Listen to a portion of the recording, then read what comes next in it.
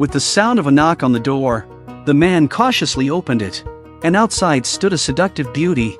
The woman's name was Marianne. She was tasked with bringing the man a briefcase of money and a night of passion. As it turns out, the man is a top-level agent named Cookie, and Marianne has come to ask him to investigate several individuals in France. After the mission handover was completed, then the two of them embarked on another mission. Late night, Aerospace Base was attacked by several men in black. The military immediately launched a counterattack, injuring one of the black-clad women severely. At that moment, the woman shouted the words "Bassaruti" from her mouth, and then took her own life. This attack caught the attention of the military high command, especially the words spoken by the dying woman. They covered up all information regarding this incident, publicly declaring it as a mere terrorist attack. Several days later, in Paris, France, Cookie had just finished taking a hot shower. With the news of the space base attack playing on the television, suddenly, the phone in his room rang, and upon answering, he heard Marianne's voice pleading for help. Cookie hurriedly rushed to Marianne's home. He was too late. Marianne lay on the ground, covered in blood, already ceasing to breathe. At that moment, a figure suddenly launched an attack on Cookie. He quickly dodged and delivered a punch, knocking the assailant down. Hearing the commotion, police officers on patrol rushed to the scene. To avoid trouble, Cookie swiftly left the area. Later, on the street, Cookie encountered a prostitute, who warned him not to go home tonight, because his neighborhood is full of strangers. Apparently, they've known each other for a long time. Cookie tried to offer her a stack of money in gratitude, but the woman refused it. Just then, several tall men appeared on the scene. Taking control of the woman, she defiantly spat at them. To everyone's surprise, the leader of the men landed a punch on the woman's face. This sight filled Cookie with anger, and he swiftly defeated several of the men. But then, two men appeared behind him, using a tranquilizer gun to subdue Cookie, gradually regaining consciousness from his daze. Cookie found himself tightly bound in a room. He struggled desperately, when suddenly, a man's voice filled the air.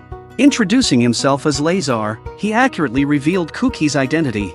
While Lazar himself was the head of the intelligence department, he had orchestrated this situation, wanting to strike a deal with Cookie. However, Cookie was not one to easily give in, and he firmly rejected the proposal. But then, intense electrical currents surged through his body, inflicting immense pain upon Cookie. Cookie was in agony. He reluctantly agreed to the deal. Cookie was then brought before Lazar.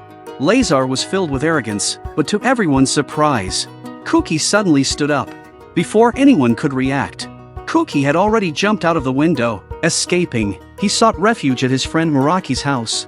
They were former comrades who had fought together. Muraki provided Cookie with some money and handed him a gun. At the same time, he presented a newspaper, which featured the news of Cookie murdering Marianne. This filled Cookie with anger.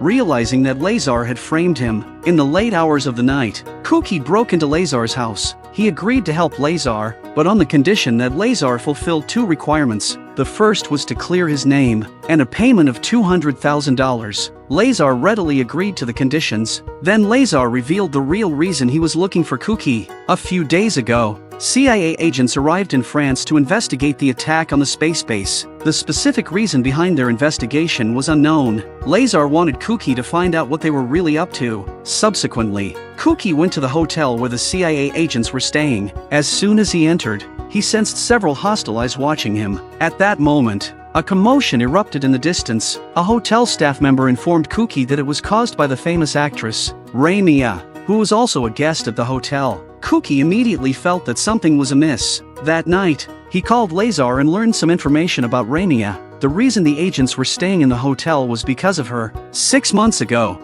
Ramia suddenly announced her retirement from the entertainment industry and began visiting doctors specializing in blood-related issues. To uncover the truth, Cookie decided to investigate the doctor Ramia was seeing. However, while he was surveilling the doctor, a black-clad person suddenly appeared at the doctor's house. After knocking down the doctor, the mysterious figure quickly disappeared into the night. Cookie hurriedly arrived at the doctor's side. The doctor was barely alive and told Cookie that the person was a vampire. The vampire's true objective was Ramia because her blood was extremely rare. Cookie rushed back to the hotel to check on the situation, but it was too late. Ramia's bodyguards had already been killed, and the vampire had taken control of her. In a critical moment, Kuki aimed his gun at the vampire, but for some unknown reason, he suddenly lost control of his body. The vampire then left the room without harming Rainier or Kuki. The next day, Rainier gradually woke up from her slumber. Kuki asked her about the reason behind the attack on her. Rainier herself felt puzzled and speculated that it might be related to her blood.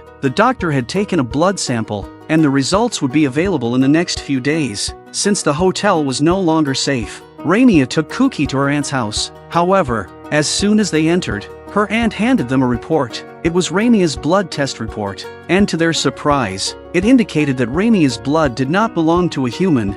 Rainier felt devastated and locked herself in her room. Just then, Kuki unexpectedly saw the vampire in the yard. He quickly chased after the vampire to protect Rainier. Despite his efforts, Kuki realized he was no match for the vampire. All his attacks were in vain, and he could only watch helplessly as the vampire departed. In order to better confront the vampire, Kuki purchased a submachine gun from an underground weapons store. However, when he returned to her aunt's house, Rainier was nowhere to be found. Her aunt handed him a note that revealed Rainier's younger brother had been kidnapped. To save him, Rainier had to go alone. Kuki immediately realized it was a trap and hurriedly followed after them. He tracked them all the way to Lazar's office.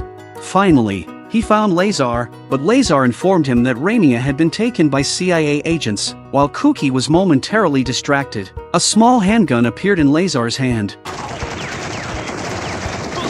Just then, a figure appeared behind Kuki. It was the vampire. The vampire took Kuki to a room and revealed the truth behind everything. The story began a long time ago in the Milky Way galaxy. There were two civilizations, Darusa, representing justice, and Gagel, representing evil. They engaged in an ultimate battle, resulting in mutual destruction. The leader of Darusa, Basarudi, came to Earth with his followers to seek treatment for their injuries. Basarudi invented a blood ritual that could heal their wounds. However, centuries later, Gagel discovered Basarudi's location and prepared to attack Earth. Darusa sent a distress signal through the space base to gather reinforcements, unknowingly providing Gagel with precise information. In desperation, they destroyed the space base. That was the true reason behind the attack on the space base. Kuki then inquired about Rainier's role in all of this, and the vampire revealed that Rainier's blood had the power to awaken the dormant Basarudi. He would lead Darusa to crush Gagel's evil plan. Upon learning the truth, Kuki decided to help them. Together,